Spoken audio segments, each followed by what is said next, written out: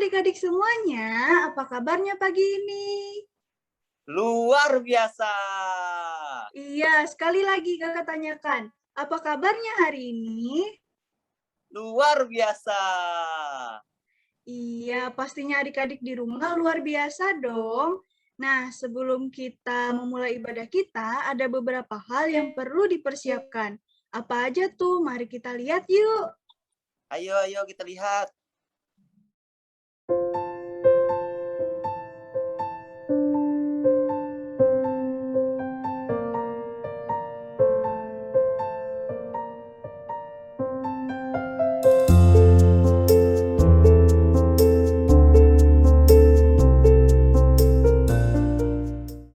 Nah, adik-adik, sebelum kita memulai ibadah kita pada minggu pagi hari ini, kakak undang adik-adik untuk bangkit berdiri.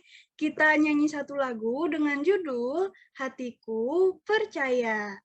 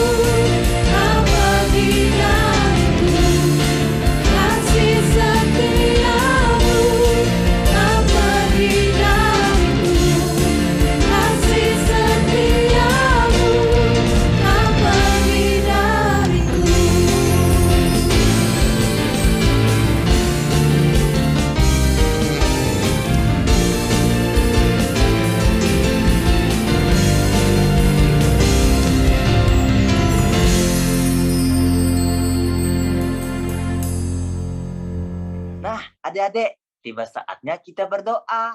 Lipat tangannya, tutup matanya, tundukkan kepalanya. Mari kita berdoa. Tuhan Yesus yang baik, terima kasih atas anugerah yang telah Kau berikan. Sehingga kami bisa berkumpul untuk memuji dan muliakan nama Tuhan.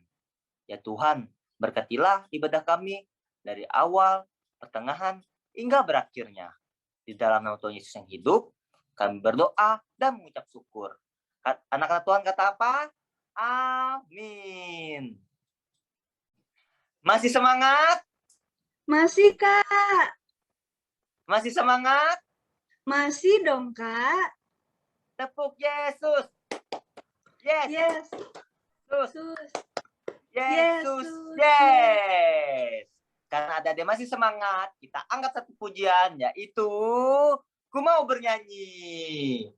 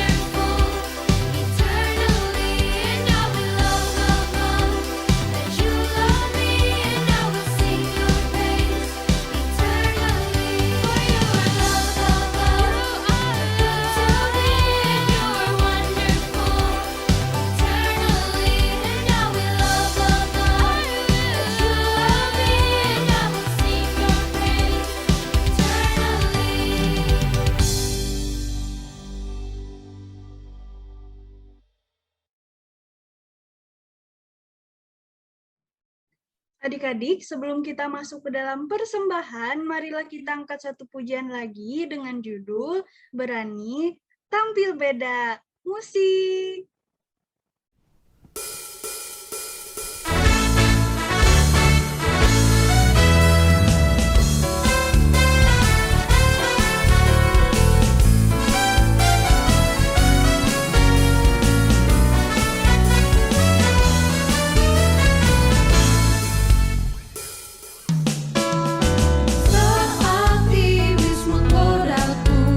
Tolak dia dalam nama Yesus.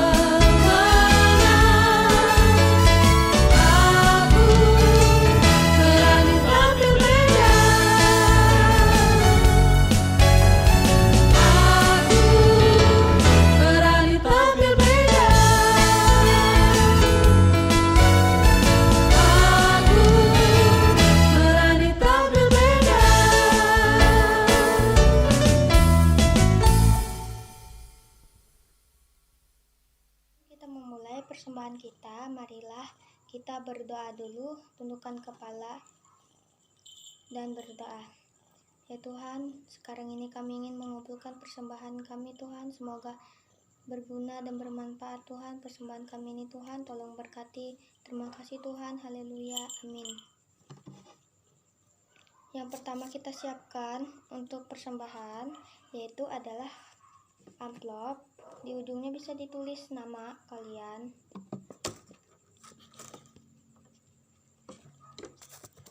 Sebelum kita memulai persembahan kita, mari kita nyanyikan satu buah lagu dulu.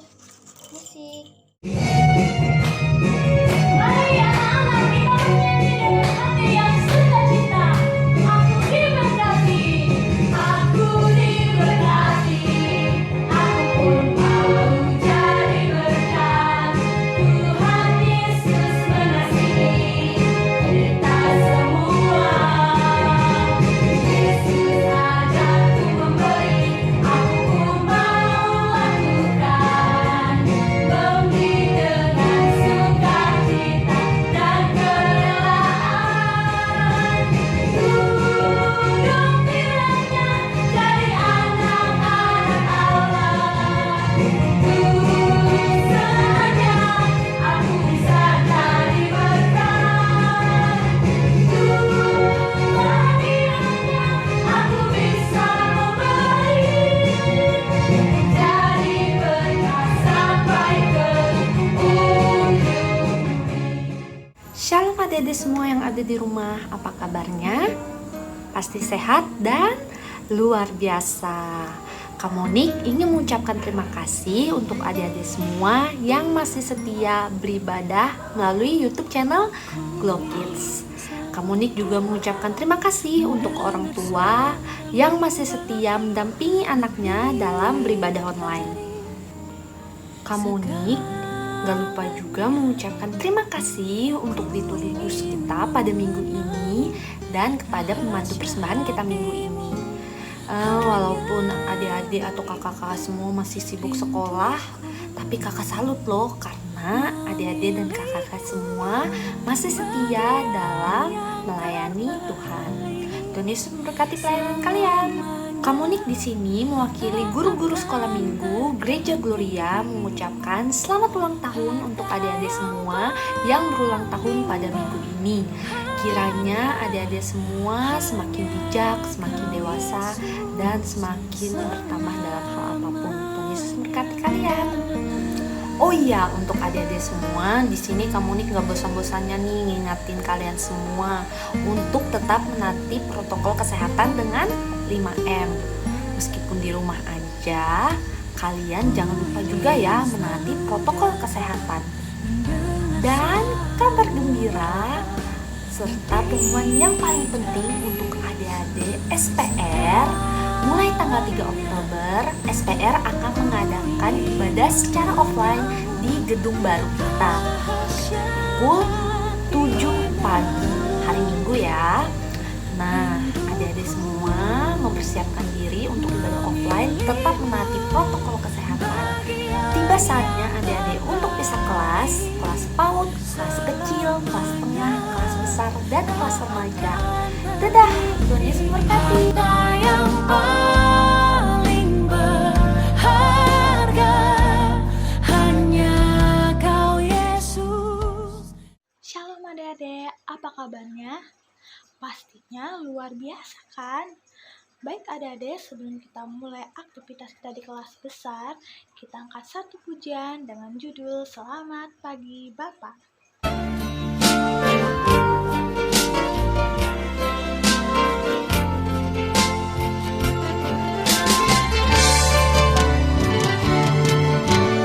Selamat pagi Bapak, selamat pagi Yesus, selamat pagi Roh Kudus.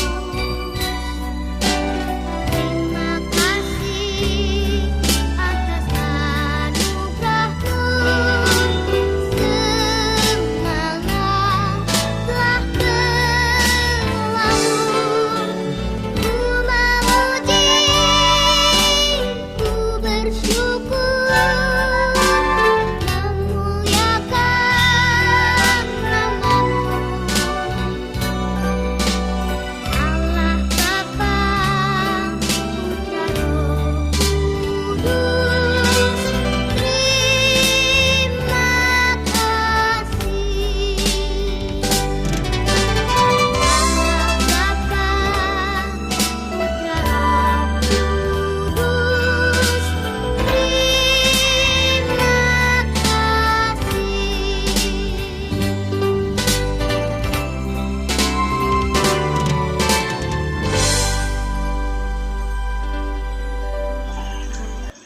Yeay, tepuk tangan dulu dong untuk kita semua. Baik adik-adik, sekarang sebelum kita mendengarkan pembacaan Alkitab dan juga cerita dari Kak Yola nanti, kita mau bersatu dulu di dalam doa. Mari kita berdoa. Selamat pagi Bapak, selamat pagi Tuhan Yesus. Terima kasih Bapak atas penyertaan-Mu sepanjang hidup kami, hari lepas hari ya Bapak.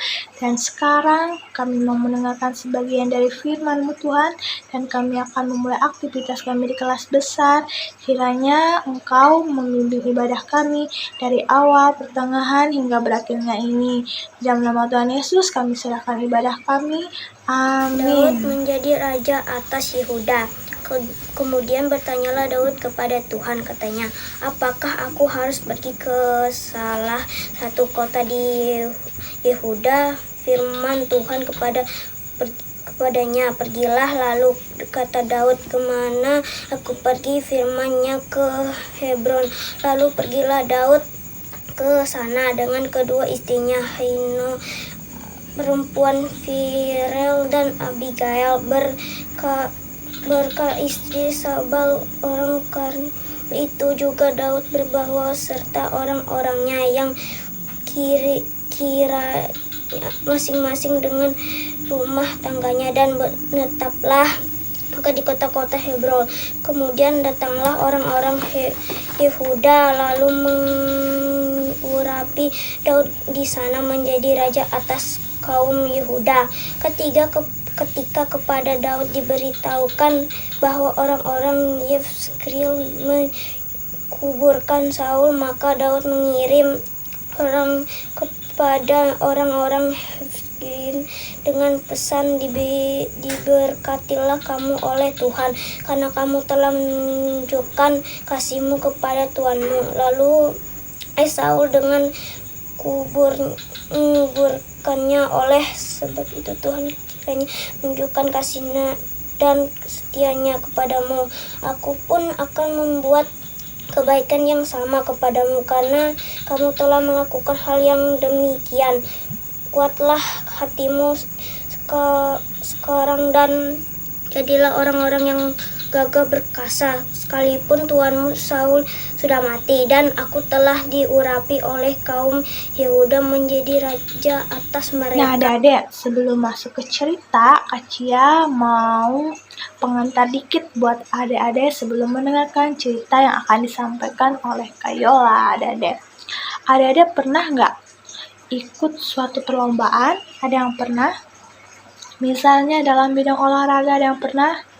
Pernah dong, karena kita di sekolah minggu sering ya ada lomba. Kayak akhir-akhir kemarin kita lomba apa yo? Ya betul adik-adik. Apakah pernah lomba di bidang musik, kayak bernyanyi? Pastinya ada yang pernah kan adik-adik? Ada yang pernah lomba bernyanyi, ada yang pernah berlomba bermain alat musik. Nah, apakah kalian langsung berlomba atau persiapan dulu? Pastinya kita butuh waktu persiapan. Seperti kalau menyanyi, kita latihan bernyanyi setiap hari adik-adik untuk mematangkan suara kita dan menghafal lagu-lagu yang akan dinyanyikan saat perlombaan nanti adik-adik. Nah, sama halnya dengan Daud adik-adik. Setelah Samuel mengurapi Daud, seorang gembala yang masih muda itu, Daud mengalami masa persiapan seperti adik-adik saat mengikuti lomba juga. Daud mengalami masa persiapan yang sangat panjang sekali. Nah, pada saat Daud berlutut di hadapan Saul, di sana dia merasakan tetesan minyak dari tabung minyak Samuel di atas kepalanya, dan ia tidak bermimpi tentang tahun-tahun yang penuh tantangan yang akan si Daud ini hadapi adik-adik, dan bahkan ia juga akan jauh dengan keluarganya dan jauh dari setiap tempat yang aman dan menyenangkan. Tetapi Tuhan ini mengizinkan persiapan untuk Daud di istana Saul adik-adik, dan kemudian sebagai seorang pelarian. Selama masa itu, Tuhan Yesus dengan setia memimpin dan melindungi Daud, adik-adik. Jadi Tuhan tidak meninggalkan Daud. Tuhan bantu si Daud dalam persiapan. Nah, selama masa itu, Tuhan sangat setia memimpin dan melindungi Daud juga. Tahun-tahun itu merupakan tahun-tahun yang berat dan penuh tantangan bagi Daud, adik-adik. Sekarang, coba adik-adik pikirkan, apa saja ya yang Daud persiapkan yang akan sangat penting baginya di kemudian hari? Ada yang tahu? Iya, yaitu Daud mempersiapkan bagaimana cara dia memimpin pasukan yang benar, terus bagaimana cara Daud untuk mengambil resiko, terus bagaimana cara Daud untuk mempedulikan orang-orang lain, dan masih banyak lagi adik-adik. Nah, sekarang sudah saatnya Daud untuk memanfaatkan semua persiapan-persiapan yang sudah dia siapkan, adik-adik. Kira-kira apa ya yang Daud persiapkan selama itu? Ada penasaran? Yuk kita dengar cerita dari Kak Ola. Shalom adik-adik semua, bertemu lagi bersama Kak Yola di kelas besar. Adik-adik masih ingat kan gimana cerita minggu lalu? Jadi adik-adik, setelah kematian Raja Saul dan juga Yonatan, Daud ini kembali pulang bersama dengan rombongannya. Nah, mereka itu pindah ke kota yang bernama kota Hebron. Kabar itu dibicarakan oleh orang-orang yang berasal dari suku Yehuda. Orang-orang sangat senang adik-adik, karena Daud ini adalah bangsa mereka juga. Jadi setelah kematian Raja Saul, Daud ini bertanya kepada Tuhan, apakah aku bisa kembali ke daerah Yehuda? Katanya kepada Tuhan. Dan Tuhan menjawab kalau dia boleh kembali.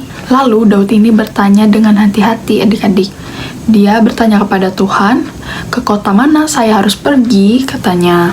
Dan Tuhan menjawab kalau Daud ini harus pergi ke kota Hebron. Dan disitulah Daud pergi adik-adik. Dia sudah berada di kota Hebron. Tidak lama dari itu, tua-tua dari suku Yehuda ini berbicara satu sama lain adik-adik. Karena Raja Saul sudah tidak ada sekarang, kenapa kita tidak mengangkat Daud menjadi Raja suku Yehuda, katanya. Dan setelah itu mereka mengangkat Daud menjadi Raja untuk suku Yehuda. Dan saat itulah janji Tuhan digenapi. Suku Yehuda sangat bangga sekali adik-adik karena Daud menjadi raja. Dan juga Daud merasa lega karena dia tidak perlu lagi untuk melarikan diri. Karena Daud sudah menjadi raja, biasanya seorang raja baru ini adik-adik mempunyai kebiasaan, yaitu menangkap dan juga membunuh keluarga raja dari yang sebelum-sebelumnya, supaya mereka tidak bisa melawan dan juga memerangi raja. Tetapi saat itu, Daud mengingat janjinya kepada Raja Saul dan juga Yonatan untuk tidak memusnahkan anggota keluarga mereka. Waktu Daud mendengarkan kalau orang-orang di kota Yabesi sudah menguburkan Saul dan juga anak-anaknya, Raja Daud ini mengirim utusan untuk memuji atas perbuatan mereka yang berani adik-adik. Dan dari kejadian itu, orang-orang tahu kalau Daud ini tidak memiliki dendam kepada Saul. Dan mereka juga melihat apapun perbuatan yang diperbuat oleh Daud adik-adik. Dan dari situ juga Tuhan memberkatinya. Nah, Daud ini kan menjadi raja untuk sukunya yaitu suku Yehuda.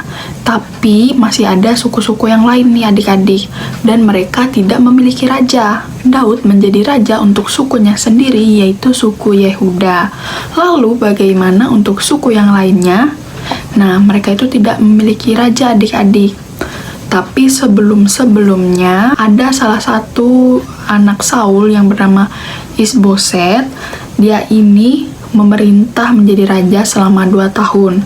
Tetapi di dalam masa pemerintahannya selalu terjadi peperangan di antara suku mereka, yaitu di antara orang-orang Raja Saul dan juga Raja Daud. Dan Isboset tidak berhasil adik-adik. Bahkan Isboset ini terbunuh oleh orang-orangnya sendiri. Akhirnya tibalah hari yang dinantikan Daud.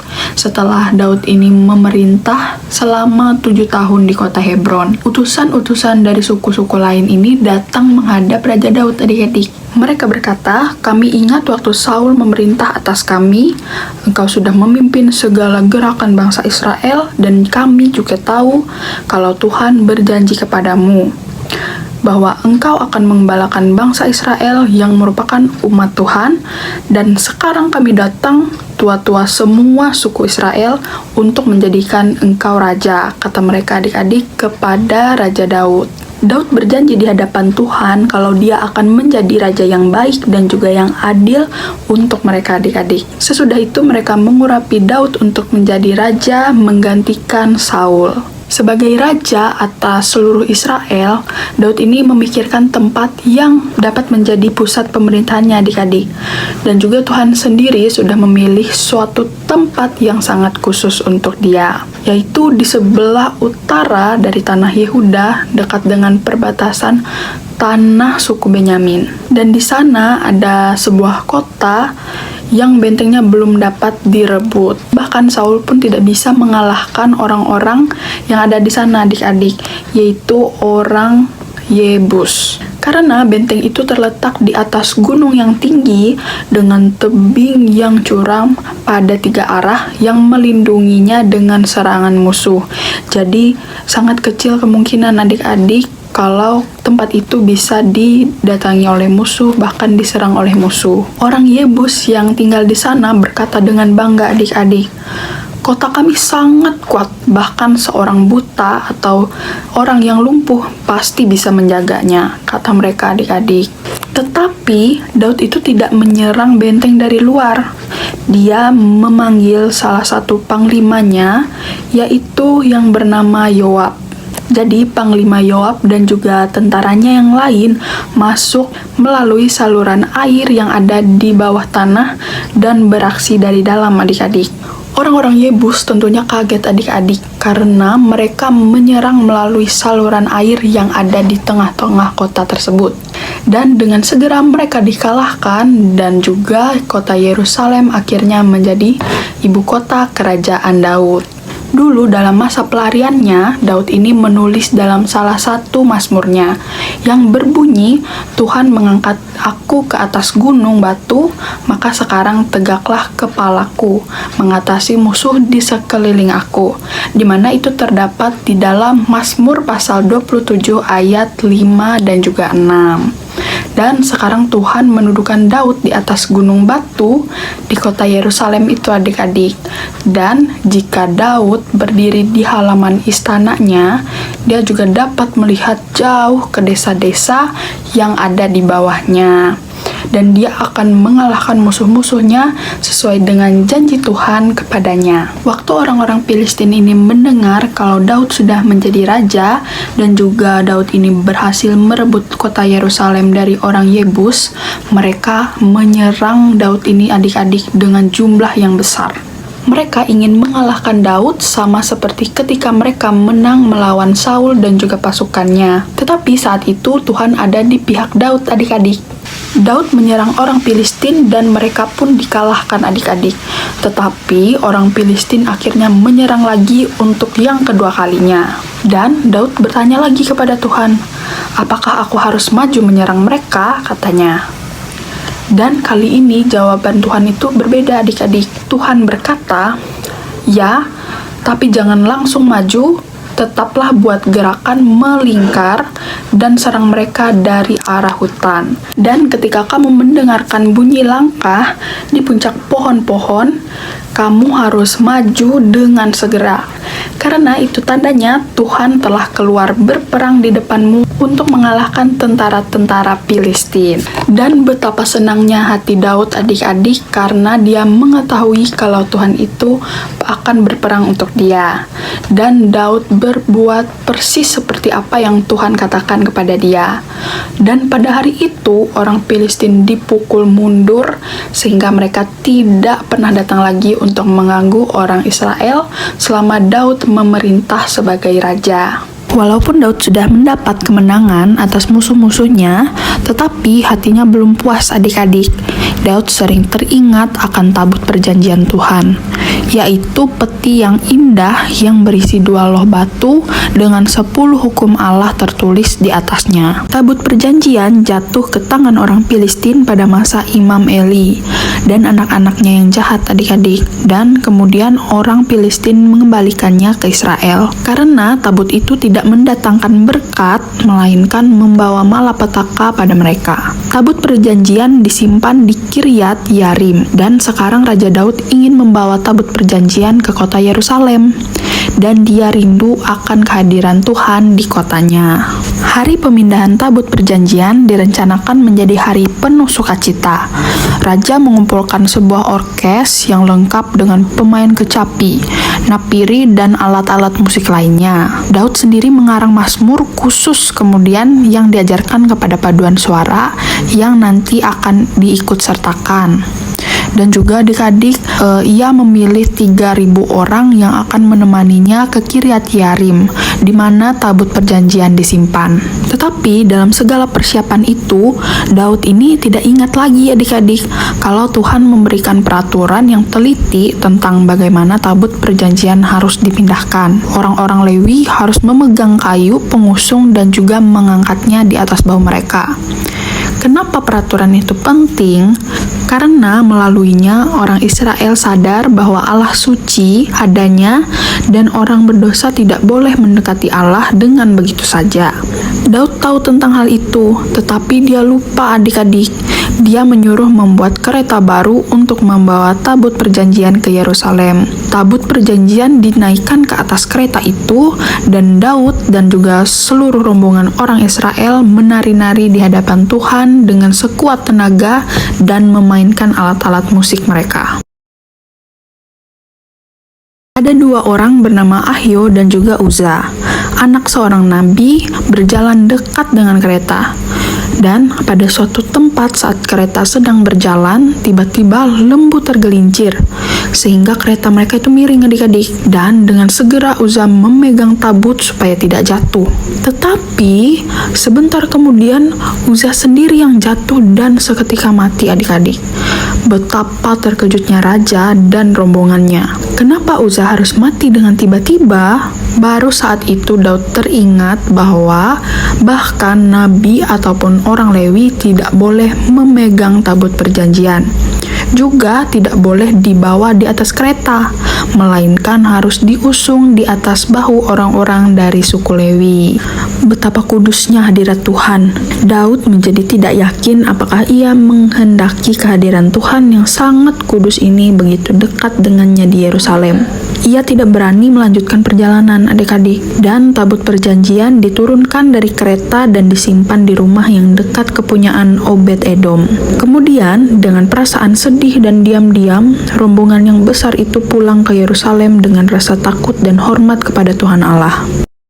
Tabut perjanjian berada di rumah Obed Edom 3 bulan lamanya, dan Tuhan memberkati keluarga itu adik-adik. Mereka merasakan hadirat Allah di antara mereka, dan juga mendengar hal itu, Daud memutuskan untuk membawa kembali tabut Tuhan ke Yerusalem seperti yang telah ia rencanakan. Lalu, sekarang ia melihat bahwa hadirat Tuhan membawa berkat, bukan kutuk. Uza mati karena mereka semua telah melanggar peraturan Tuhan. Kali ini orang-orang Lewi disiapkan untuk mengusung tabut, dan raja membawa banyak binatang untuk dikorbankan kepada Tuhan. Dan setibanya di rumah Obed Edom, kayu pengusung dimasukkan ke dalam lubang yang sudah tersedia di kanan kiri tabut perjanjian itu. Kemudian tabut diangkat tanpa dipegang dan dipikul oleh orang Lewi. Lalu sesudah mereka berjalan 6 langkah, Daud menyuruh mereka berhenti dan ia mempersembahkan korban kepada Tuhan. Rombongan besar orang-orang itu maju perlahan-lahan karena sepanjang perjalanan mereka mempersembahkan korban kepada Tuhan. Sekarang mereka ingat kalau mereka adalah orang berdosa yang sedang berhadapan dengan Allah yang suci. Kesukaan besar memenuhi hati Raja Daud dan hati masyarakat yang berbakti. Pemindahan tabut menjadi saat perayaan besar bagi Tuhan. Sangkakala berbunyi dan orang-orang menyanyi dan juga menari. Raja Daud berjalan mendahului rombongan, memuji Tuhan dan menari dengan penuh sukacita di hadapannya. Tabut perjanjian kemudian diletakkan dalam kemah yang telah disiapkan di Yerusalem, karena bait suci masih belum dibuat. Di sana, Raja Daud mempersembahkan lagi korban binatang kepada Tuhan.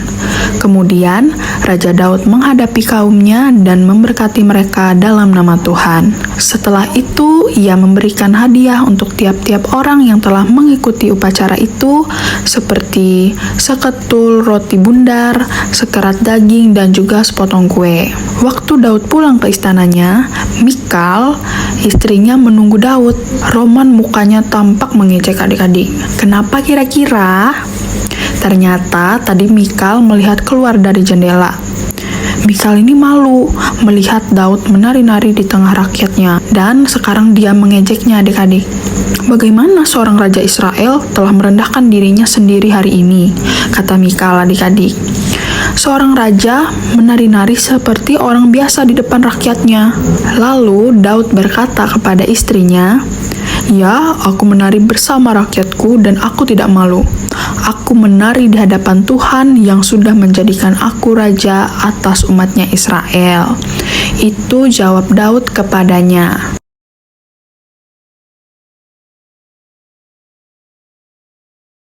Oke adik-adik, itu dia cerita firman Tuhan untuk minggu ini. Dan untuk ayat hafalannya, jangan lupa adik-adik hafalkan ya. Sampai jumpa lagi. Nah, adik-adik, itu tadi cerita dari Kak Ola. Gimana? Pastinya seru kan? Semoga adik-adik dapat memahaminya ya, dan dapat mengerti isi firman Tuhan kita dalam minggu ini adik-adik.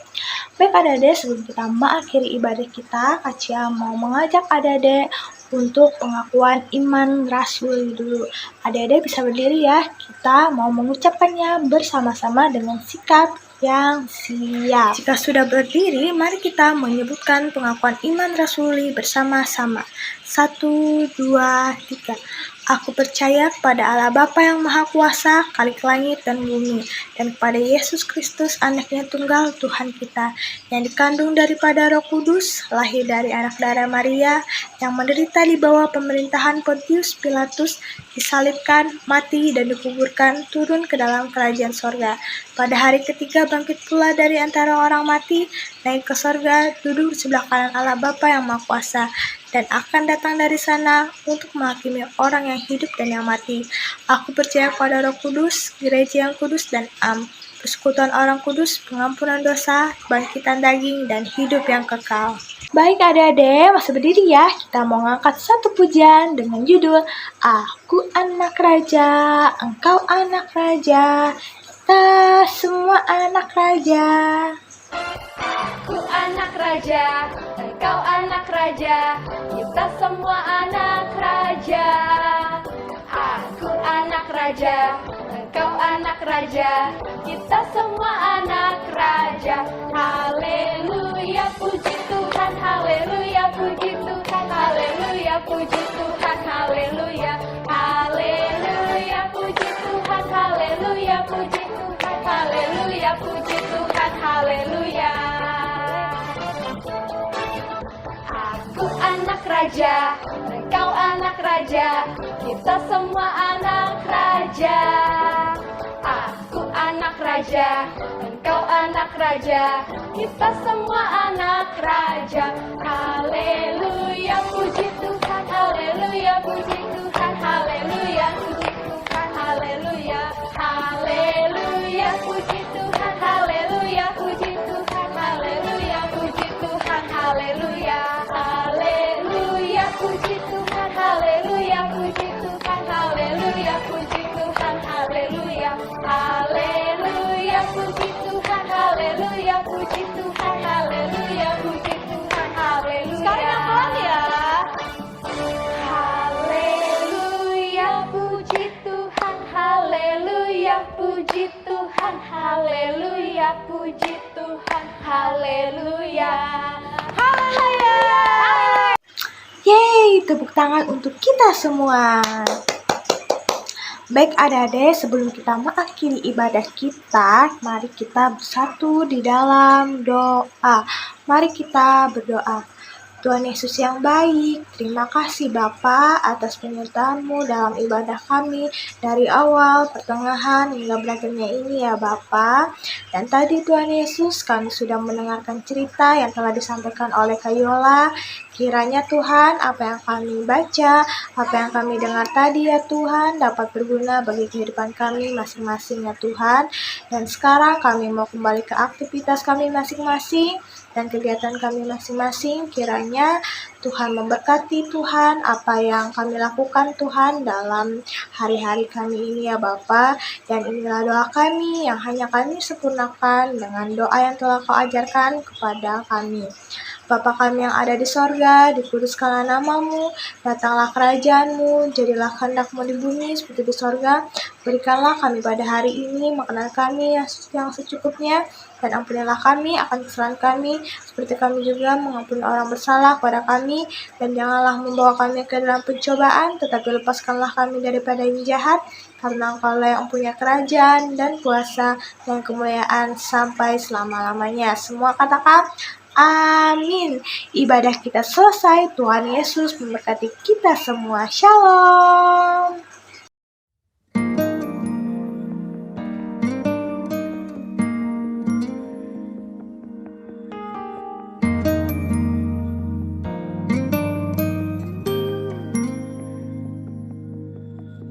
Ku ingin selalu dekat, mendengar suara-Mu Bapa, lebih dari segalanya. Ku ingin mengenal-Mu, rahasia hati-Mu, hanya itu rinduku.